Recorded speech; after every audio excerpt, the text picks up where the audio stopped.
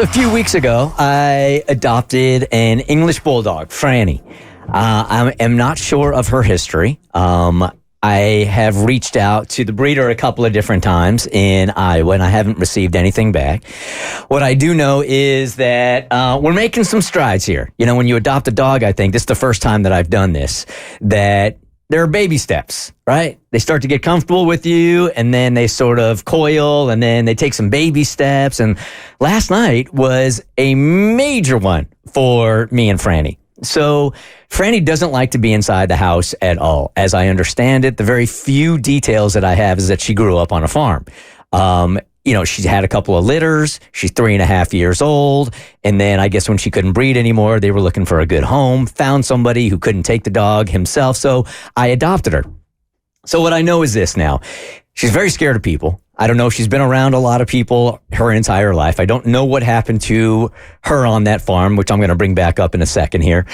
She hates collars, leashes, inside, very reluctant to go into her crate.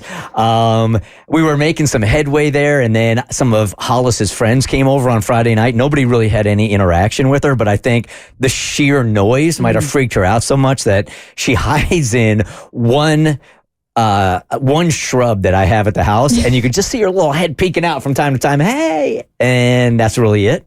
Then she'll come back up, we'll hang out, then she retracts back down to the backyard. So it's been a process. And last night was the very first time, believe it or not, this 55-pound fat-ass bulldog is not food motivated. I don't know how that's possible, but she hasn't been up until this point.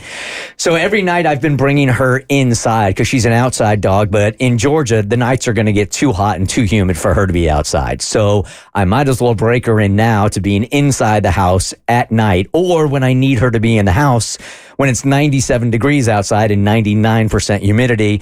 English bulldogs will overheat quickly and have seizures.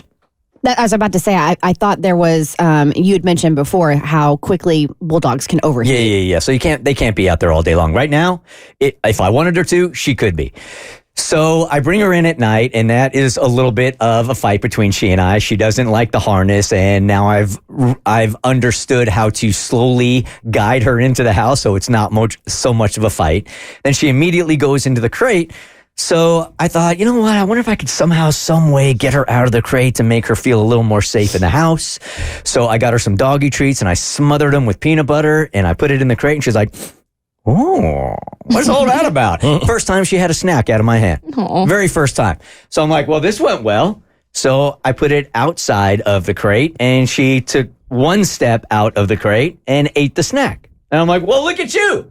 Oh, you're so brave. Yay. Yay. All the positive reinforcement. All the positive reinforcement, right? All they need, bulldogs, are snacks. Right? So now I'm about 2 feet out of the crate, and I hand her it again, and two paws come out of the crate.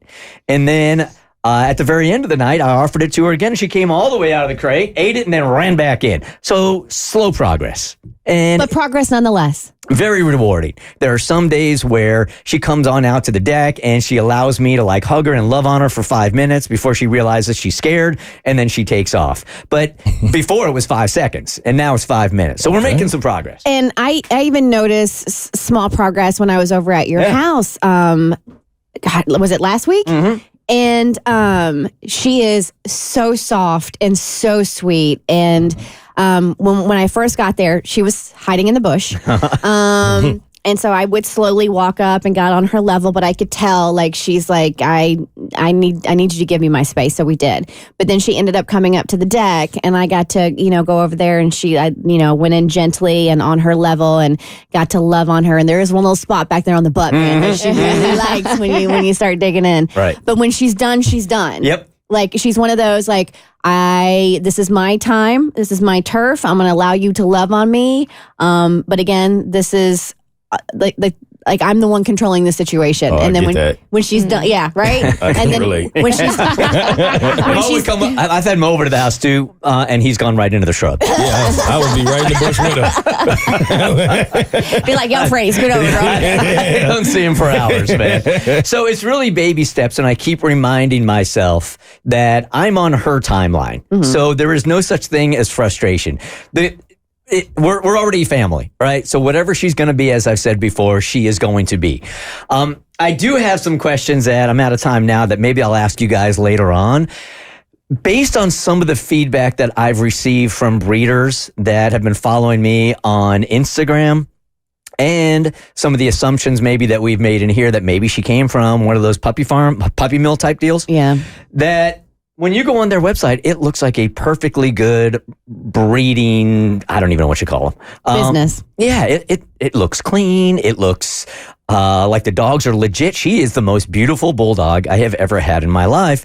But I'm starting to wonder, because I've reached out to the breeder a couple of times, is it my place to contact somebody in Iowa to check out this farm just to make sure it's legit? Because she's so sheepish.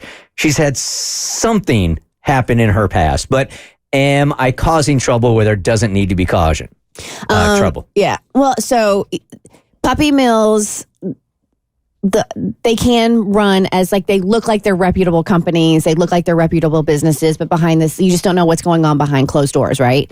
In this instance, you said you've reached out to the breeder a couple times. You haven't got any response. Just emailed again a couple minutes ago just to because I want to assume the best. Yes. I want to assume I contacted them, but they got busy and they're not checking their email every day. So I want to believe that. So I sent another one. Well, what about the guy that you got Frannie from? I know he was going through a tough time and there was a family emergency, but has enough time passed that you can reach out to him and get anything? Maybe. And he has bought, I think, 2 dogs from there. Yeah. But even if you buy a dog from a place like that, would you know?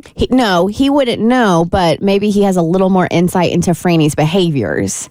So he only had her for a couple of days. Okay. It was legitimately 3 days and realized 3 bulldogs in a townhouse. And he was probably, I'm guessing, seeing the sheepishness also that this was not going to be an easy project. And he already had 2 bulldogs. So he tried to find a suitable owner before bringing her back to Iowa. And I got lucky. Gotcha. Okay, so you reached out to him again. Yeah, if they don't reach back out, I say pursue it. Yeah. 'Cause something happened to her. Mm-hmm. I say pursue it too. Yeah, it's going to be better for you to know. You might as well. So then at least at the very least, if there is something shady going on in Iowa at this little farm, then maybe you can get justice for those other dogs up there. I mean, and what could it hurt? So somebody goes out there, checks it out, finds out the place is absolutely awesome. No harm, no foul. Yeah, exactly. Right? The Bert Show.